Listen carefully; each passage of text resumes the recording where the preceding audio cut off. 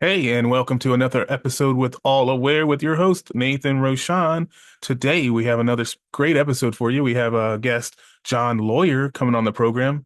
John is a U.S. Army veteran. He now runs a spiritual community for people who are interested in learning how to reconnect with themselves, learn more about their purpose, and have a more joyous and fun life. So today we're going to be talking to him about his journey from 12 years of combat service overseas in places like Afghanistan and Iraq, and how he transitioned back into US everyday life and kind of his journey. It's a great episode. You're not going to want to miss it. So stay tuned here on All Aware. We'll be right back. Hey, isn't it time you became all aware? If you like the content Nathan Rashawn brings to you on All Aware Podcast, like, follow, and subscribe, and help us bring this information to others by spreading awareness. For more information about the show, visit us online at www.allawarepodcast.com. To give us ideas on upcoming shows, email us at info@allawarepodcast.com. From the corners of the internet to the wave signals transmitting through your brain, you are now sinking into All Aware, preparing transmission signals. Stand by.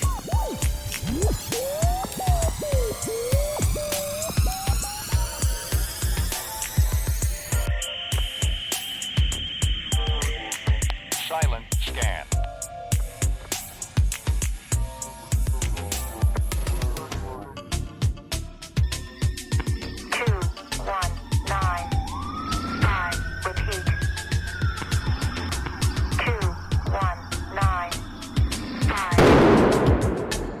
Broadcasting off the grid in Central Texas. This is the All Aware Podcast.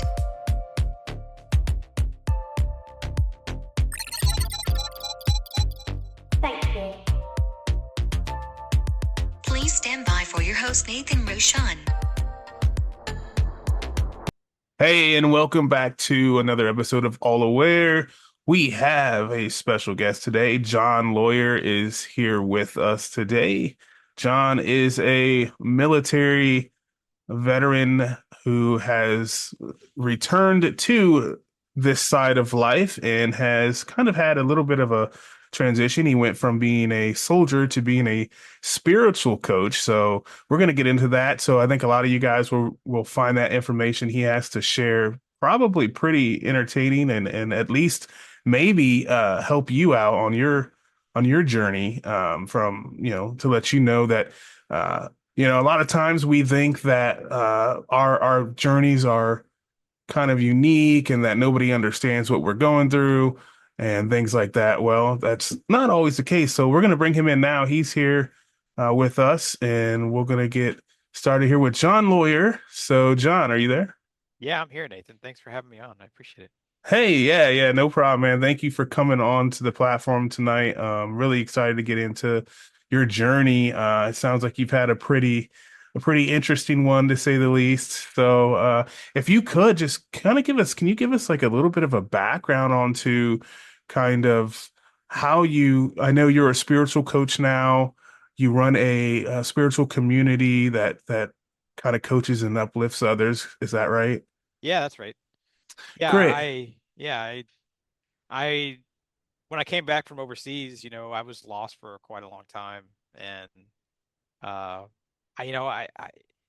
you come back. I came back, and I was kind of busted up, and I knew that I needed to heal, but it's kind of knowing's one thing, right? And being able to actually do it's a whole different thing, right? And I very much believe that like no trauma is better or worse than any other trauma. We all have that stuff that we carry with us, right?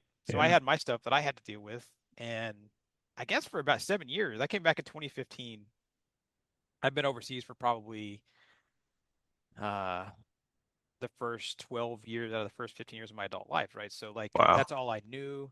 I didn't really know anything else. So when I came home, I didn't really have a purpose. I didn't really um I'd lost my identity because my identity was my job.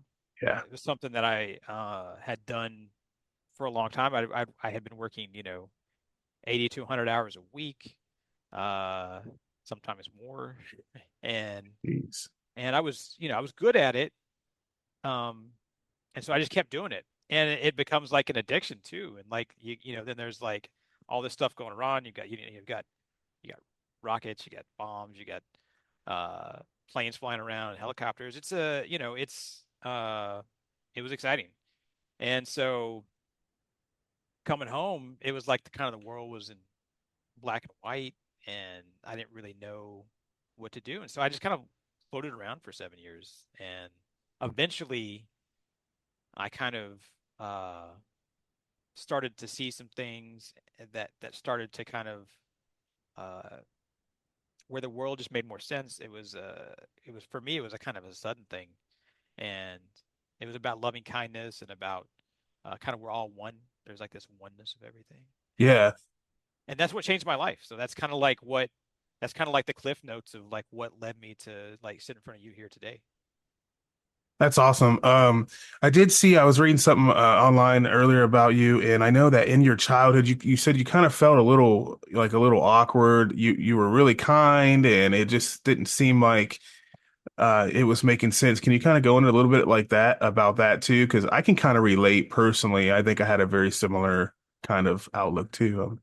Yeah, I was kind of awkward as a kid. Like I didn't really love going to school. I didn't really want to go to school. Um, and like it took me a long time to like understand people because like children were mean to me. And I mean like it happens to everybody, Yeah, but I had a very hard time like understanding it. And I think that made me not as nice as I could have been. Like I mean I was a kind person, I was a nice person, but it kind of hardens you, yeah, when that happens to you. And so you can be a nice person, but then you have might have an edge to you because these things that happen to you. And I think a lot of people can relate to that, right? Um, for sure. and I think that, our communities are like, oh, well, the kids will figure it out. And I mean, we have to go socialize. We have to like go and learn from one another and grow up together. But I think we also don't teach enough loving kindness. And so we don't teach enough uh, of that to our children. And so I think we kind of end up in these situations where people, don't feel great. And I think that definitely has lasting impacts. So yeah, it definitely impacted my childhood. The older I got, I had a moment. I was a freshman in high school, and suddenly the world made a lot more sense to me. Like I was able to interact with people easier. So like I was able to make friends, and I had a much better high school experience than I did prior to that. Because something clicked in my brain. It was the universe like um making sense to me more. So Yeah, um yeah, it was kind of rough before that. yeah. So do you think after high school, when you went into the military, did it start? Did anything transition then too? Did you start thinking like, oh man, okay, like this is more like how people should be with one another, or did you have that discipline before that too, or do you know what I mean? I think high school for me was it helped prepare me for the military. My parents got divorced when I was a sophomore. My sister went off to college, so I was kind of by myself. Like, um, I couldn't live with my mom. We just weren't getting along, and my dad went to go be a truck driver so he could make money, and he sent me money. So I took care of the house. I helped take care of my grandparents, and so I kind of lived on my own. My dad would send me money, Yeah, um, and so I learned a lot about the world. I kind of grew up. I was always kind of an older soul. I know some people say that, but I always felt that. I was always kind of more, uh, a little more grown up sometimes. Uh, and and so I kind of learned how the world works a little bit because I was on my own before I was an adult, really. Um, and and then when I went to the military, uh, not too long after I joined the military, 9/11 happened. yeah, So for me, the whole military changed. Like the military that I enlisted in, and I was a counterintelligence special agent. I had gone to Arizona for my job training to become a counterintelligence special agent, and once I got to my permanent duty station in Fort Gordon, Georgia, like I said, I was only there for 6 months before 9/11 happened, and so the military really changed, and everything went from like a training, kind of sitting around waiting for something to happen because something had happened, and so the military that I that I grew up in, as it is, or as I became a young adult in, was a very different military than anything people had seen in years, right? Decades. So, um, Yeah, yeah, it was a whole different experience. But I do think that approaching things with kindness and trying to relate to people and having that experience of learning how to deal with people, I think it definitely helped. Uh, it helped me in my job for sure. great, man. Yeah, I mean, I just know, like, as you go through different experiences and stuff, you start to see different angles at things that, you have different perceptions at things that didn't make sense before. And I would think that, um, you know, I was just kind of curious as to how that kind of shaped, kind of your belief system and how you ended up starting this community of spiritual transformation for people. The longer, that's a good question, a good lead in, because I think the longer I was part of this, like I said, I love my job. I was really good at it, but I was part of this dark machine. I mean, the military Yeah, industrial complex is this dark thing, right? It's like, and then when you're inside of it and you realize, okay, I'm a part of this dark machine.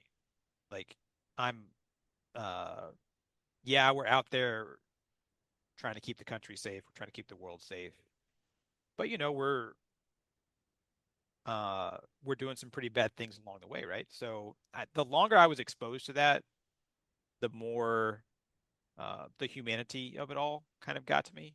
That the quote unquote enemy, don't get me wrong, there's some truly bad dudes out there, right.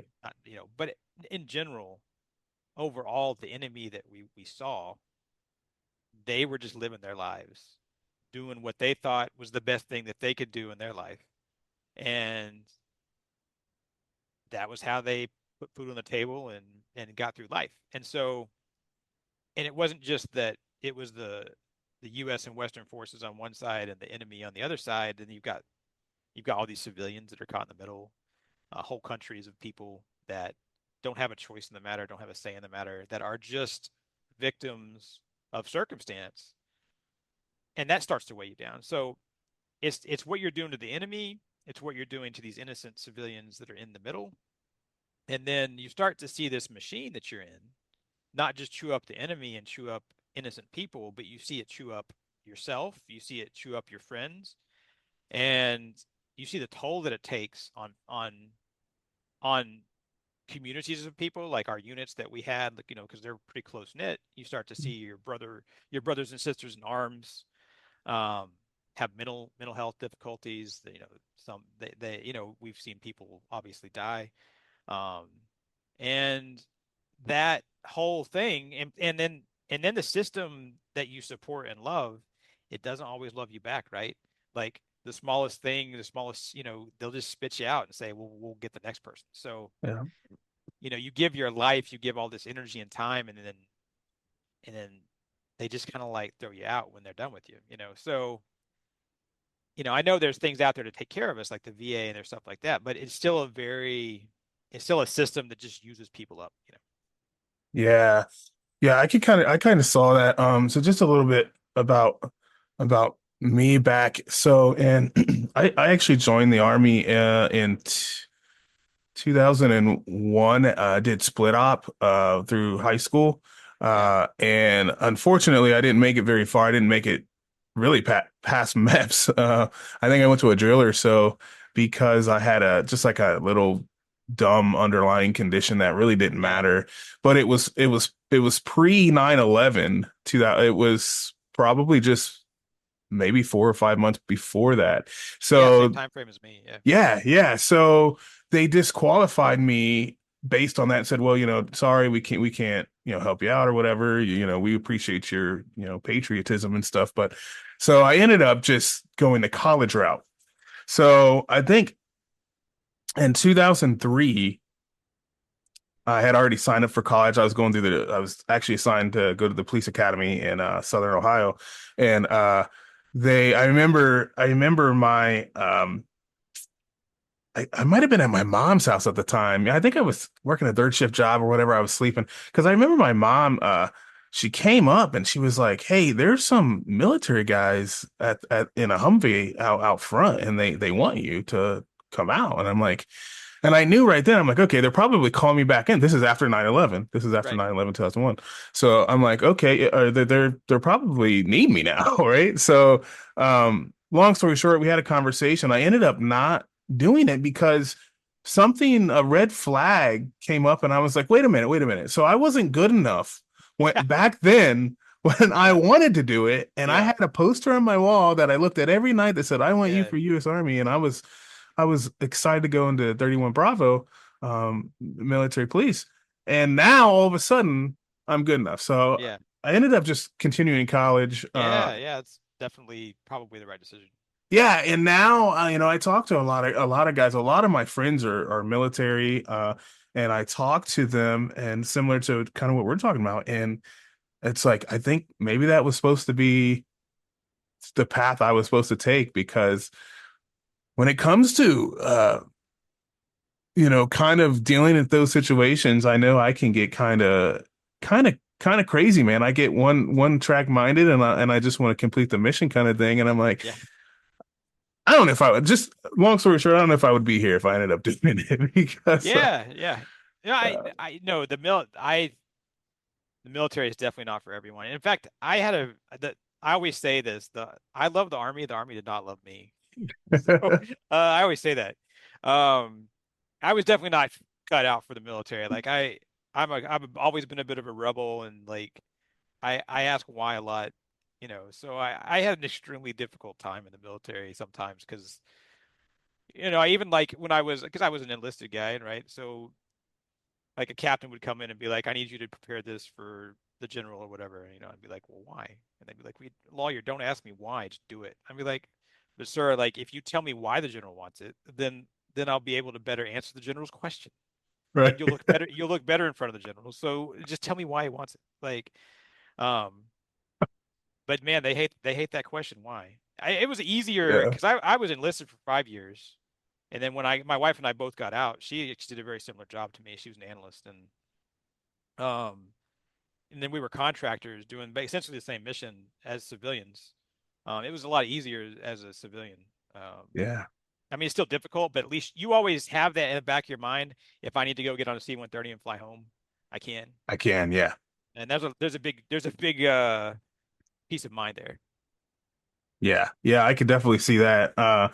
So so when you came back, over here and you were stateside and you were probably going through, all those different emotions. And like you said, I know there's like a huge, almost like a dopamine drop that happens Yeah, when you get back to boring ass, every day, go to work, go to the gym, you know, go to dinner, watch a movie, yeah. go to sleep at the same time every night or pretty close to it or whatever. You have that big dopamine drop. So what are you open to explaining kind of what kind of emotions were you feeling like during that time and how did you work through that rough Well, I think time or did you have a rough time? I think you really hit the nail on the head with this talking about dopamine. And like when because out of those 12 years I spent overseas, about 6.5 of those years was in Afghanistan, and that was consecutive. I spent 6.5 years consecutively in Afghanistan in Kandahar, Wow. and My wife and I worked for essentially it was an asymmetric warfare unit. Our job was to I was like an intel and operations specialist, and our guys would go out. They would collect intelligence. We would process the intelligence they got from human sources. We would combine that with like signals intelligence and imagery and drone stuff, and we would build target packages, and our guys would go out and capture guys, and sometimes we drop bombs or whatever. So, like, I did that for 6.5 years, and so I mean, it's like it was I did the kind of job where I couldn't afford to be wrong ever. Right. I mean, I was a couple of times, sure, it happens. But then when that happens, you have to go explain yourself to someone, usually pretty high ranking. Like, why did you make a mistake, right? Um, and so, I was in this job where I was telling people, like, go to this house and we're going to capture this person, and here's how we're going to do it. And you got drones, you got all this stuff, you're coordinating stuff from an ops room. That's kind of my job. And so I go from like that, almost like it's almost like conducting a symphony to I wasn't doing anything. I came home and I was just here. Yeah. So it was a huge dopamine drop for me. Uh and I had been gone for so long, being over there for 6 consecutive years. Like I literally hadn't left. I hadn't come back to the States in 6 years. I hadn't seen my family in 6 years. I hadn't seen my mom, dad, and grandma. Um, I was fortunate to have my wife there with me, so 'cause she, we were in the same unit. But the world was different. The world has Yeah. changed. Cars look different. Yeah. You know, it was a completely different planet. There were apps on Yeah, phones. yeah, right. Like smartphones. Yeah. Yeah, exactly. So for me, I wasn't bored because I don't really get bored necessarily. Like that's not a way to say it, but it was like I felt completely lost. Like I was like and like I was dealing with like hypervigilance and PTSD Yeah. and depression, anxiety, obsessive compulsive. I have OCD now. Um like this whole buffet of mental disorders. And I mean I had Gulf War syndrome. Um it's like migraines and Hmm. like I have some physical stuff that was happening as well. Um and we used to do PT on this big giant sand pit like track where I guess they had a bunch of depleted uranium had burned in the early 90s during the first Gulf War. And they had us doing PT on that Oh my gosh. like during the second Gulf War. So that was the whole thing. I found out about that through some random briefing that I saw like come across my desk that I wasn't even like looking for. Like I was Oh like, man. why are we shipping sand from Kuwait to Idaho? Oh no. Because the Kuwaitis made them clean it up after we were gone. But anyway, but so I had all this stuff wrong with me physically, all this stuff wrong with me mentally. I didn't have a job. I wasn't really, I wasn't really fit to do a job. Yeah. Um, and for me, looking back now, I can say, well, I had no purpose. My purpose had been, I had to try to keep people safe. I mentored people. I had this a real purpose in Yeah, life. it was huge. Yeah. Yeah, and our job was to protect Kandahar Airfield, which was a strategic air base, and so I had a really specific mission. Like some people in Afghanistan just drove around trying not to get blown up, which is a shitty job.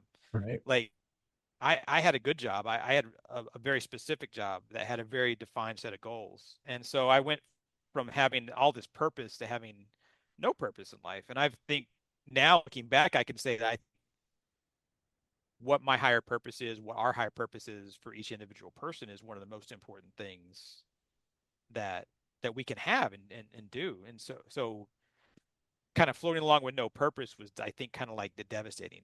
I think it devastates your soul a little Oh bit, yeah. and it takes a toll because if you don't have a purpose, there's really no ability to have that alignment of mind, body, and soul. I think that we all need. Yeah, I think that's right, especially for us guys. I mean, that's, we really are tied to our purpose, or to a purpose, So, I could just say, in my own life, I can relate to that where, there was times when, you know, actually COVID, messed up a lot of stuff for a lot of people, but It did. I lost a job that I had worked probably a decade to get. And I lost it within a matter of over a year and a half because of That's tough. COVID. Yeah, and so kind of like you're saying, so it kind of drops you down to like I had a pretty good purpose where I was a safety manager, and my job was to keep everybody at this company safe and keep the drivers safe and to instill training and development courses and things like that. And it felt good, and you could see your transformation out there by seeing how things were changing in the dynamics of the company. And then one day to wake up the next day, and now you're like, okay, I get a stimulus check, I guess, and Yeah, yeah, I just sit here and play PlayStation 4. Okay, I mean it's fun, but it's not a purpose. So yeah, and then you go through a bunch of depression and just different weird feelings, and then you don't know which way to go. So yeah, I can definitely relate to that. So how did you start getting into this more spiritual kind of side of life to where you discovered what brought about your discovery in being spiritual? I wasn't on a spiritual path at all at the time, and I was laying in bed with my wife. It was late at night. She was asleep, and I just had like this bolt of lightning moment where like I felt like I understood the universe and I understood like I said, a very oneness of everything. Yeah. And I suddenly I had the understanding what my purpose was. I said, "Oh, my purpose is to help people help themselves, to maybe if I can help people get out of the swamp of sadness or the desert faster than I did, maybe I can help people and maybe I can help people find what their purpose is. Maybe that's my purpose." And it was like clarity. Like it was just clarity and understanding of the universe is the best way that I can say it. Like I felt very much that at that moment, I felt like Christians and Muslims and New Age spiritualists and Hindus, I feel like we're all saying the same thing. I feel Yeah. like I'm like we're all talking, whether you call it God or the divine or nature or yourself with a capital S, whatever you call it, it's the same. It's the essence of us. Um, and I wanted to be able to, I knew in that moment too that I wanted to be able to have this conversation with other people. I wanted people to be able to come together regardless of what they believed, Yeah. regardless of what their background was, and be able to say, this is what I believe in. And I believe it relates to what you believe in and you believe in. And we don't have to believe the exact same thing, but we can have a conversation about it. Yeah, I mean, I think that's the one of the most diversifying things that we may need to work on as a world society is Yeah.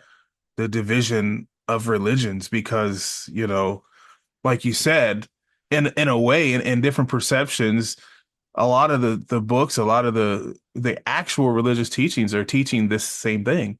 Yeah. And it's like in the religions divide us. So, I was raised Christian, and now I consider myself spiritual. And, they say, oh, don't ever say, if you say you're spiritual, not religious, then, you're of the devil or something like that. It's just like, come on, man. No, it's actually more of an evolution Yeah. from religion because I'm saying I'm okay with listening to a Muslim and hear what he has to say. I'm interested in hearing what a Jewish person has to say, and so forth. Do you kind of relate to anything like that, or what do Yeah. you think the difference between spiritual and religion is For me, for and you? like you Yeah, said, some people don't agree with this, and I think that's okay. But I think spirituality and religion are the same thing. I think philosophy is the same thing as those two things. I think that yeah, when we talk about the understanding of the origin of consciousness and man and humankind and why we're here and how we're here and everything that goes along with it, I said religion and philosophy, spirituality, they're all synonyms to me because I think that we're all getting at the same thing. yeah, yeah. Um, yeah, exactly. So, I mean, to each their own, right? But Yeah. Yeah, I mean, and the thing is, I like it's now. I used to be very political. okay, I'm out of politics now. Once I had this moment of clarity a couple years, this is about 2.5 years ago now, I guess. Um, maybe 3 years now. I I don't care about politics anymore because if I like I used to be a huge liberal. Now, I don't care. But like, 'cause yeah, if I go and talk to my conservative neighbor, like 90% of the things that we're going to talk about, we're probably going to agree on. right. So why am I going to get all twisted and bent out of shape about this 10%? It's insanity. Absolutely is. And it's never before in the world have we had more access to information ever in the history of the world. Never before have we had the ability to talk to other people about that whenever we want. We can talk about censorship and all this other stuff and free speech, but at the end of the day, I can get on the internet and find out whatever I want, and I can get on the internet and I can say whatever I want. Yeah, And and that's a beautiful thing. And so why are we all getting upset about this 10% that we disagree on? yeah, exactly. I mean, you can even talk to people from all around the world, you know. Yeah, and If you should. have a question about something going on somewhere else, you can find some way to communicate with somebody over there, even if you And I found that if you truly if people who have communicated with people, I mean, we talk about worldview, yeah. right? In a we talk about it kind of in a more esoteric sense, but in a really specific sense, a worldview. When you have an expanded worldview, you talk to people from around the world. You understand that even if you're talking to some guy or woman in Bangladesh, right? We have this perception, especially as Westerners, that they're all just like sitting in huts getting flooded every year, and they have cell phones, they Yeah. have televisions, they can we have a really jaded view about the rest of the world. And so when we go out and talk to people, then we get to understand their view and expand our own worldview, and then we understand the other side of it. Yeah, they might have cell phones and stuff, but they're still like, I mean, there were people I used to watch, these third country nationals that were driving fuel trucks and taking our trash out in Kandahar airfield in Afghanistan because they were making the base run, and they were digging in our trash for our camp because we throw away shoes or whatever, right? Yeah. Like, and you understand that these people are uh how fortunate we are. It makes you see and have gratitude for what you have. And I think having gratitude for what we have is so important in being able to function in a healthy way as an individual. Yeah. So, yeah, first world problems, right? Yeah, no, it's 100%. Um, yeah, I think, would you think, and maybe you do this in your spiritual community, I don't know, but I've always said that, because when I was a kid, I went to a Christian camp, but it was an international Christian camp. So people from all over the world came to this college and we kind of took it over for a week. And, you get to, you're free. I mean, you're 19, 18, 17 years old and you're out there just hanging out with people from all over the world. And you really and it was like a week long, but in that amount of time, you really get a better worldview of the world. And as Americans, I know as me and some of the other guys I was with, like our entire worldview just collapsed in a week Yeah. because we talk to people from, I have a buddy now. I haven't talked to him, but he in Afghanistan. I have a guy from Iraq. I got a guy from Turkey. Yeah. I got a guy from Great Britain, from the United Kingdom, Africa. It's like, and you start talking, they're like, that's not how we believe at all, or that's not how that goes, or Yeah. dude, like you said, we have cell phones. Like I drive a car, dude. Like, Yeah. oh, okay. Yeah. No, it really is enlightening to go learn about the world. And um one thing that stayed constant for me from my time, my childhood, all the way through my time in the military, all the way through even my spiritual time now, is reading. I feel like uh through reading I gain knowledge, and I gain perspective on other cultures and other ideas, points of view. Uh because we're so we're so honed in on our own perspective and world and point of view that we fail to even realize that our spouse or our children or our mom and dad or whatever, our brothers and sisters and our friends, we think we know them, but they're coming at life from a completely different way than we are.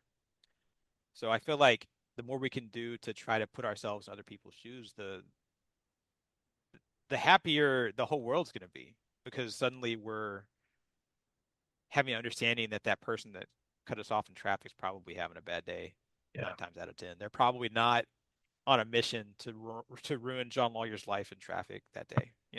That wasn't what they set out to do at the beginning of the day, right? So I mean, it just leads to more harmony in the world if we can. It's empathy, right? It's Yeah. it's compassion, it's loving kindness, it's when you try to relate to people, I think that naturally starts to happen when you start to think, just like I said earlier, if my conservative neighbor, and I'm out of politics, but I mean, I still have some liberal stuff in my Sure. head that I haven't, Sure. probably completely detached myself from, but I'm not subscribed to anymore. But like, if I could just talk to my neighbor and love him as a human being or her, and say, we're neighbors. Let's be neighbors. Let's talk. Let's celebrate that 90% that we have in common, Yeah. and go on from there. Yeah, that's awesome. I mean, that's a great way to look at it. I wish maybe more people had that mindset too, so we could because I think we all are looking for the same thing at the end, right? Yes, yeah. Yeah. Yeah, the answers to life questions, you know. That's what Yeah. I think spirituality is, right? How do we answer life questions? And that's what religion does for us. That's what philosophy does. That's what spirituality does. And and just because we think we have different answers doesn't mean they're actually different. We're just seeing them different. We're Mm. just, that's why I think today, I grew up Southern Baptist, so I grew up Christian just like you. I'm more Christian today as a spiritualist than I ever was growing up in the Southern Baptist Church. I'm Yeah. for sure more Christian today than I ever was before. I feel Christ, Yeah. you know. Yeah, Um, that's awesome. yeah. So I feel like, um, and you can go back through history and look at like stuff that the Christian mystics wrote, and see that, they were kind of suppressed by the church. Yep. The guys that were writing stuff that's very similar to what the Hindus wrote, to what the Buddhists wrote. Um, and so I think it's just all about taking humankind and taking man out of religion. If you take man out of religion, then suddenly what you're left with is these questions of life we're talking about. Yeah, that's awesome way of looking at it, taking the man out of the religion. Um, yeah, yeah, I agree. So how did you when I guess the question is,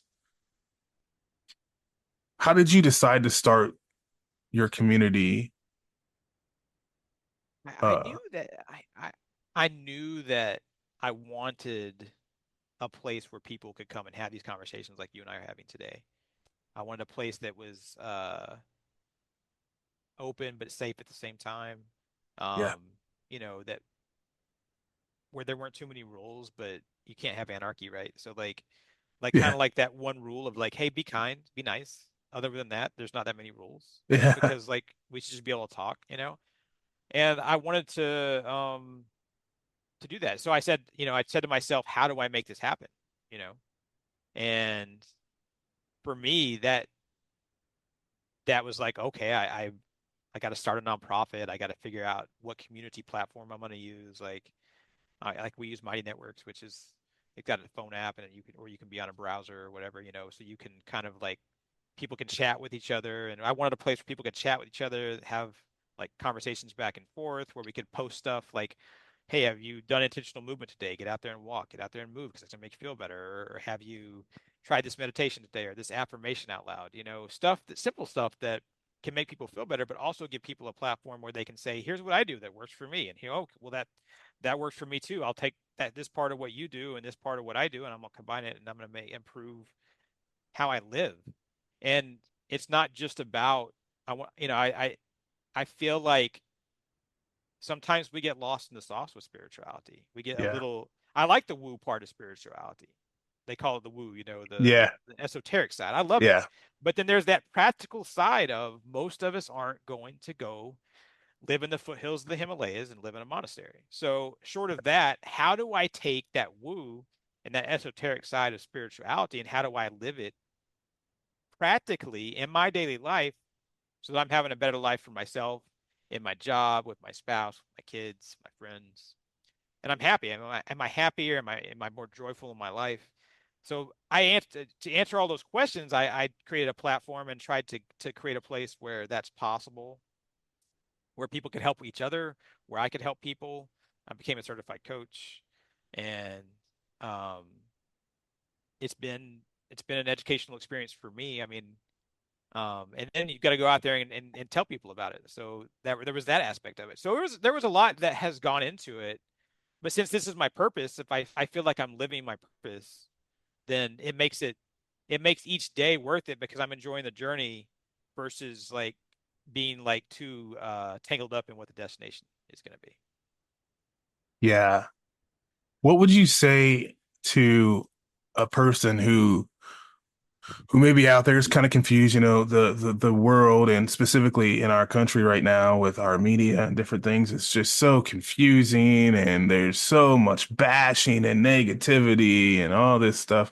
And it makes a person kind of jaded in a way, I guess maybe is Sure. the way to say it. But if there's a person out there who's watching or listening to this who is like, man, I kind of dig what you guys are saying, but like, I can't.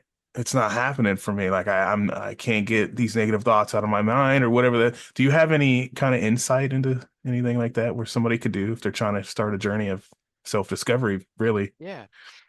My advice to people, that's a great question. For me, I would tell people, slow it down. We have more time in the day than we think that we do. So take stock of how much time you have each day. Even outside of your job or whatever. You're and slow things down a little bit. Take stock of where you're at in life. Say where am I at? What's going on? And think about where do you want to be? Do you want to be more at peace? Do you want to have more happiness and joy in your life? And how do I do that? And then start to be more intentional about how you're going to make that happen. How am I going to get just in the start from point A to point B? Okay, I'm at point A. I'm kind of disorganized. I don't really know what I want in life. I'm unhappy. I'm yelling at the TV and I'm arguing with my friends on Facebook about politics, and it's just ridiculous. So take a look at that and say, I don't want that to be who I am, and say I want to be something else. I want to be what I want to be. And I think part of that is saying I don't want to be what I'm told I have to be. I want to be what I want to be. I want to be what I need to be. Right. I think people have to decide that they're going to be themselves versus being what society tells them they need to be. And that's a huge step. Wow. And Yeah. so I think that's the start.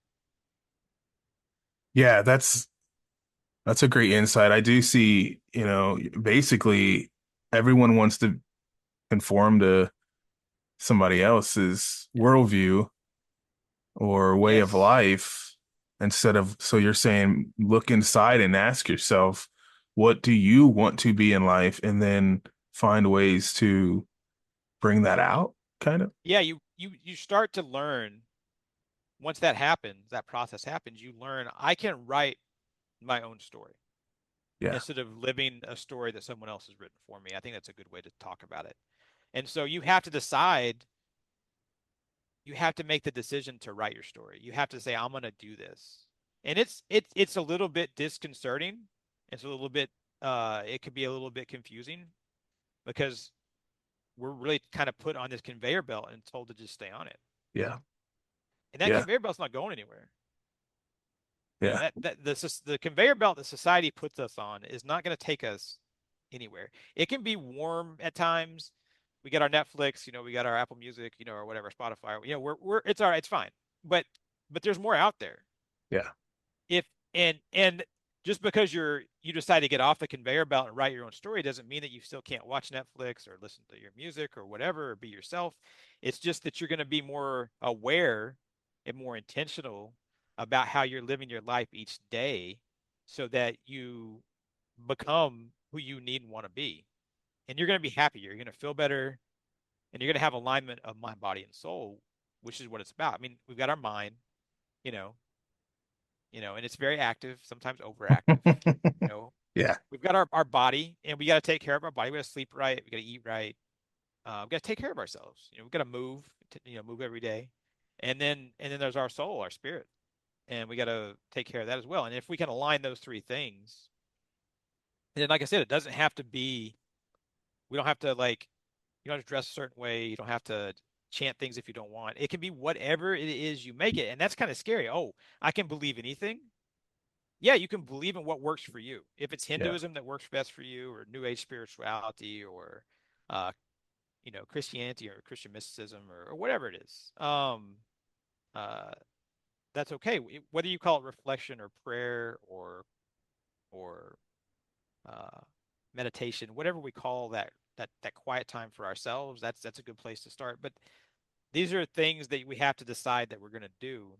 And I think people get scared of it or they run away from it because it seems overwhelming when really we just need to take it small bits at a time, you know. And sometimes that's why you need help or a community to go with it. That's why reason I started a community, because I feel like this is not something that um, we should necessarily have to do alone. That's one reason I wanted to build a community is because I Yeah. feel like sometimes people think, man, I got to walk this journey by myself, but you don't. Right. You can have a community and still make your own decision. I want everyone to be empowered within themselves, do what they want to do. Maybe a community helps you see the options that you have in front of you, and then it always helps when you decide I'm going to do this. What if you had someone that helped you hold yourself accountable? Not hold you accountable, but helps you hold yourself accountable. Yeah. Yeah. That's different. That's different than just being party to a religion that tells you got to do something like X, Y, and Z, and it's got to be very specific. It's a more free flowing system of taking care of yourself and taking care of your mind, body, and soul. Yeah, that's great. And to add to that, I think it's you have to define God that makes sense to you. Yeah, You know, some 100%. some some people like believe, and I mean, I'm not intentionally trying to go spiritual, but I mean, seriously, like some people believe God is a guy sitting on a cloud, and that's cool. Other people think that it's a life force. Other people think it's something in space. Like, and Right. and none of us are here to judge one another. I can't tell you that you're right or wrong about your view of it, but in my opinion, it seems like, and I'm just talking about my own spiritual journey because, being raised Christian and my grandparents were pastors and I had a different my mom was kind of like the rebel of the family. So, I got to see kind of both sides of how, you can be in that community and Right. um anyways, long story short, I had to develop my own belief system into what I think God is. And once I did that, I was able to start getting other things more aligned to where I feel like, kind of like you, where and I think all of us had who have kind of become more spiritual had to have other people that help them do that, right? None of us got here alone, right? Hardly any of us got here alone, right? It takes a community of people, and humans, we're herd animals. We want to be with True. other humans. I mean, I'm a loner. I like to be at home, but I still need to go out and talk to people. I need to be a social butterfly sometimes. So that, Yeah. but yeah, humans need to be together, and we're meant to help each other. And I love how you talk about that. We have to figure out what God is for us. That is it. You've distilled it down to the lowest common denominator. People have to figure out what God is to them, and they can say, "There is no God," and that's okay too. Like that's why I think philosophy is spirituality, is religion, because if your philosophy is that there is no God and that it's just science, well, like science postulates the existence of consciousness. Science basically has said we know consciousness exists. We don't know what it is. We don't understand it. We can't prove it. But quantum physicist Max Planck, the father of quantum physics, is like consciousness exists. We just can't prove it. Um, so even if you're an atheist, even if you don't believe in any God, there is some belief there. Right. So everybody believes in something. Yes. Um, even if they believe in nothing, something. So I think that is, and because I mean science, when we talk about religion being the same as philosophy being the same as spirituality, you could say the science is the same as well, because science, I love science. I think science has done great things for us. We're happy and healthy because of it. You and I are being able to talk across hundreds of miles right now because of it. But science is probably not going to save us, you know. Right. And at the end of the day, science hasn't solved consciousness in hundreds of years. It may solve consciousness 100 years from now or 1,000 years from now. We don't know. Um, but even if it solves consciousness, there's probably going to be other questions that we have because there's always questions. We never have fully solved the equation of life. There'll be another level above that. Yeah. Exactly. So that's why I think that regardless of what you believe in, there is some idea of how and why we exist and answers of consciousness, because uh, consciousness always comes up for me when I talk to atheists. I'm happy to talk to them because I believe in talk to anybody about anything.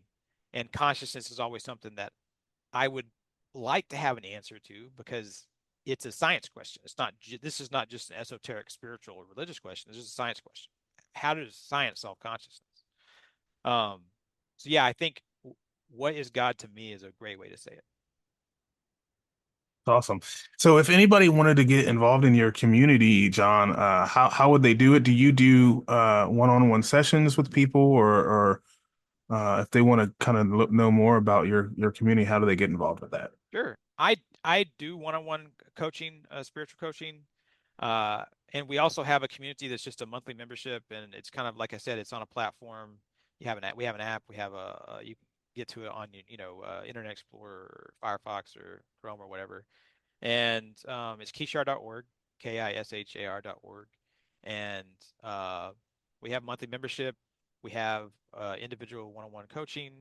And it's a place where you can be yourself, ask questions, help others figure out what works best for you. Honestly, it's open-minded, kind people that are just looking to make themselves who they need to be, and make the world a better place. So, And your platform, that's all over everybody is all over the country or the world, or yeah, it's online. okay, So yeah, it's online, and we've done a physical retreat in the past in the mountains of Tennessee, and nice. yeah, and we'll probably be doing more of that. But it's mostly online.